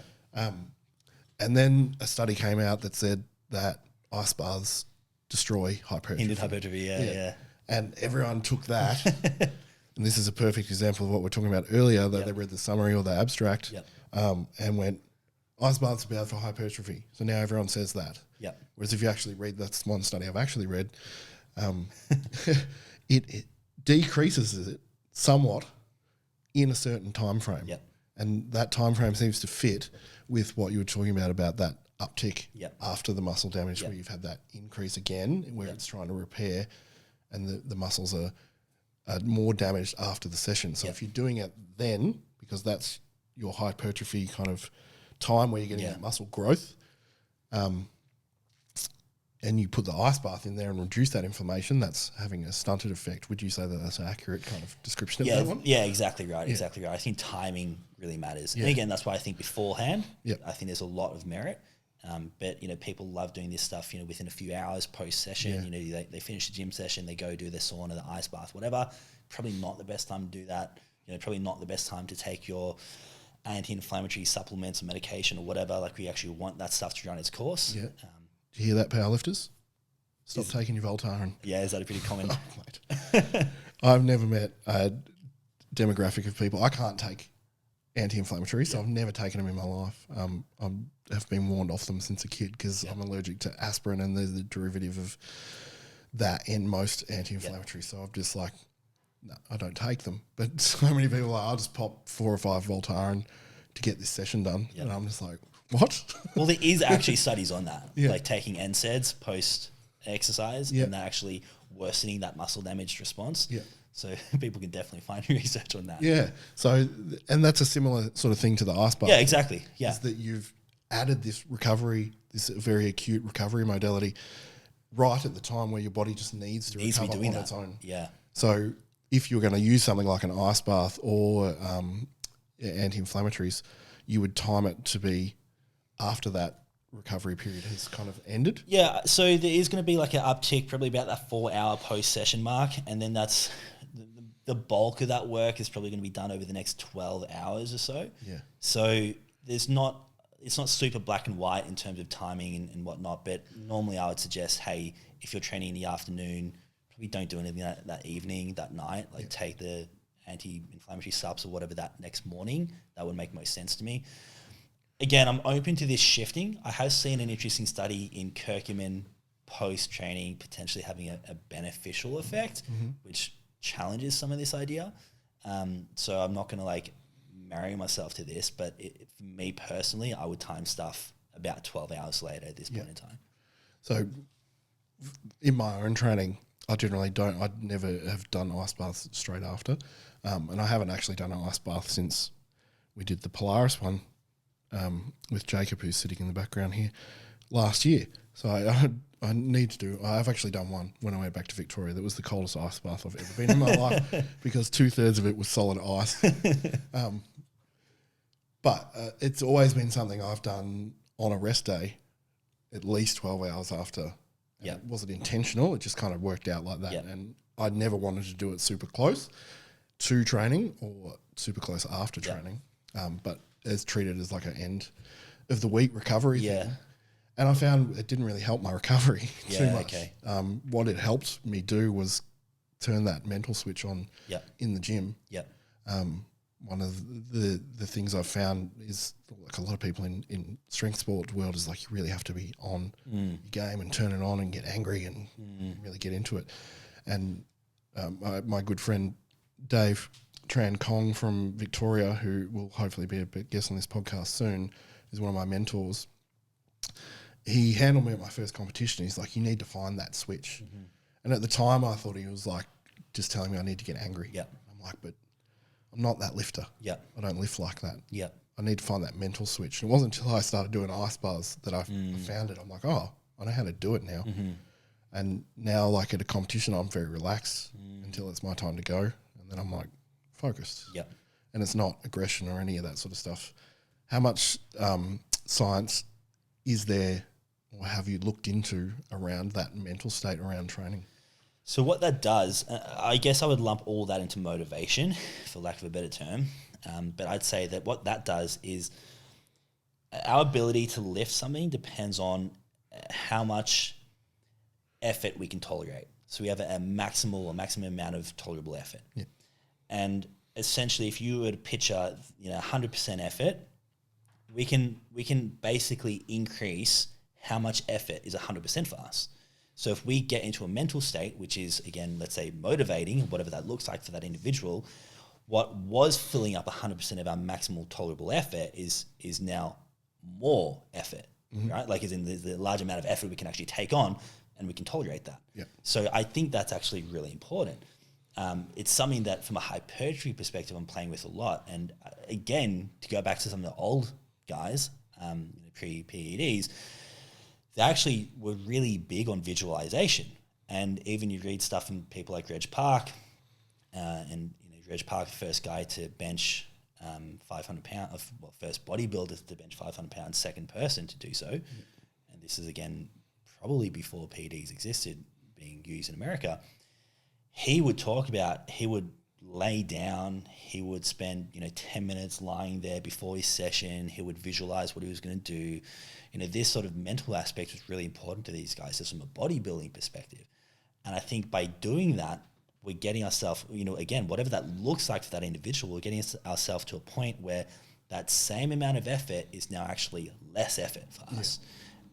We've got studies on music, and if it's music that you enjoy, then that increases the maximum amount of effort you can tolerate. Yeah. We've got studies on social media, and if you're looking at social media, it reduces the amount of effort you can actually tolerate. Yeah. So I think there's a lot to be said for it, and I think that it's something I'm using with my clients where I'm like, hey, the next training phase I'm going to do with my group, it's going to be centered around what can we do to increase motor unit recruitment? And that's going to be a really big element of it where, hey, I don't want you guys using your phone in the gym floor, or if you're using it, you're logging your weights and that's it, or listening to music, but you're not looking at social media. I don't want you, scrolling between your sets. I want you to do whatever it takes for you to prepare yourself before that set to then give that set everything you've got. Yeah. And for some people, that's going to be silence, reflection, whatever.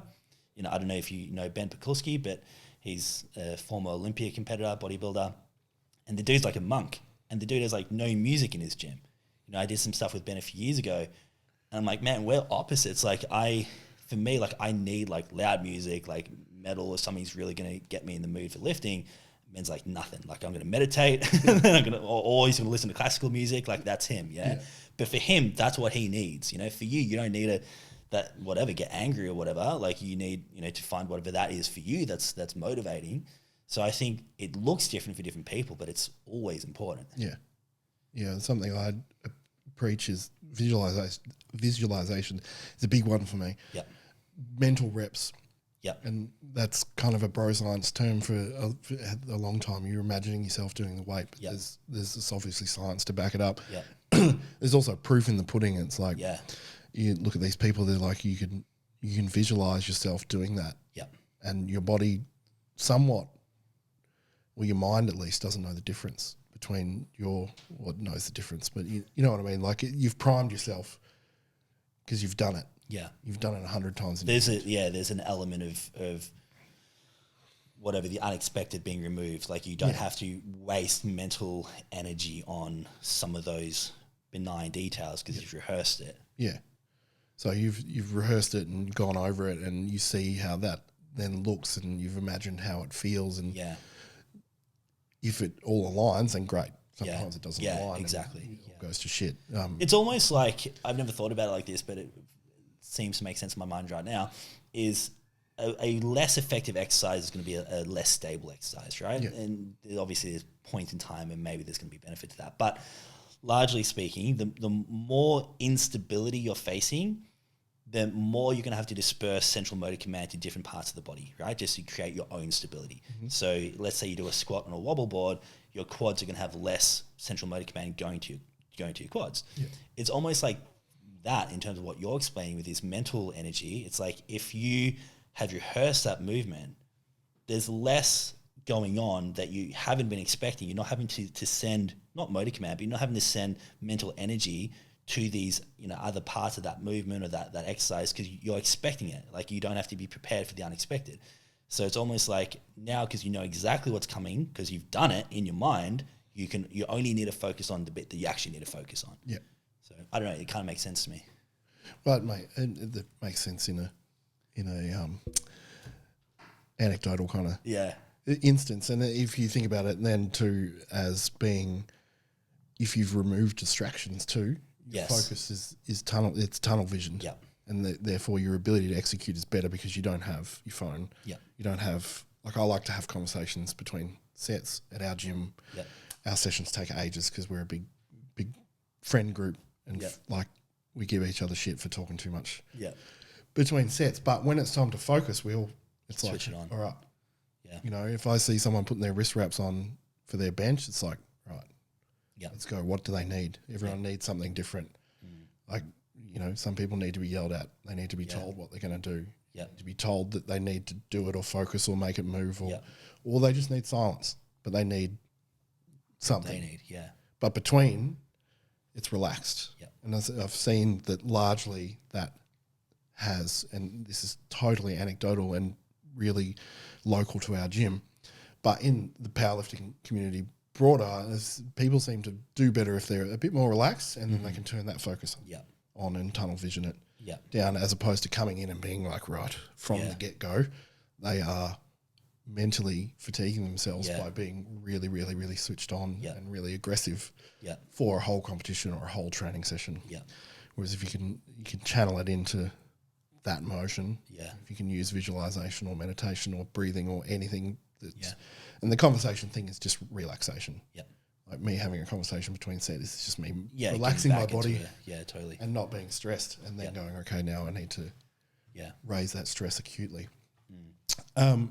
For people who might not know you before this podcast, which I hope it gets you a few more eyes that necessarily wouldn't come your way, because I think that you are an invaluable asset to the fitness world and the health world, because you approach things very openly, and you're from watching you and not having spoken to you about this before, but you seem to want to give back. And through this whole conversation we've had, what I've noticed is that you want to share the knowledge because you want everyone to be better.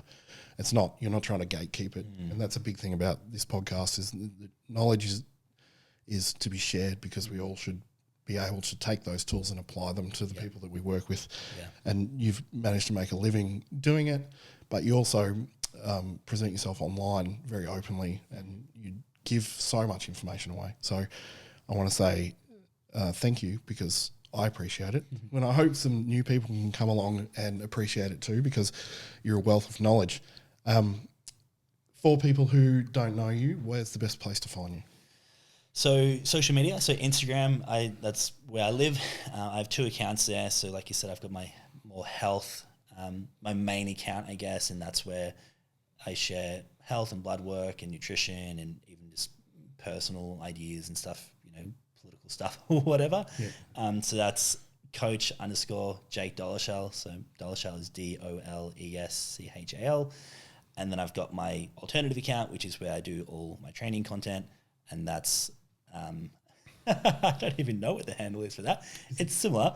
If you search up my name, you'll find it. It's got a pink background. It is. It's pink. Let me have a look, because I sent you a message there the other day. Is it Jake Doleschal Training? That sounds familiar. Something like that? Yeah. Yeah, I don't have it in the... I think that is it. I think I got rid of coach and I put training at the end. So it's Jake Doleschal Training. If you go to the Holistic Coach page, you've got a link there to the other one anyway, I believe. I may have put that in now. If I haven't, I'll do it after this podcast.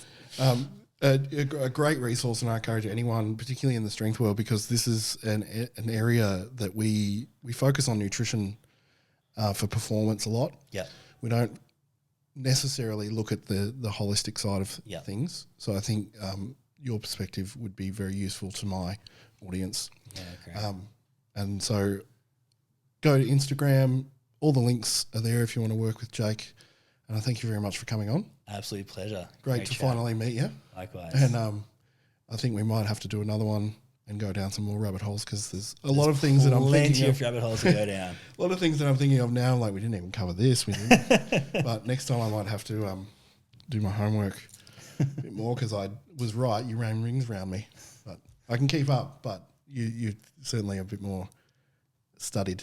Well, it was a great chat. And we didn't talk about conjugates, so you would have run rings around me with that. Yeah. So you were kind. Yeah, I don't know. That's all right. Thanks for coming on, Jake. Pleasure. And we'll do it again soon. Thank you. Thanks for watching. We're out.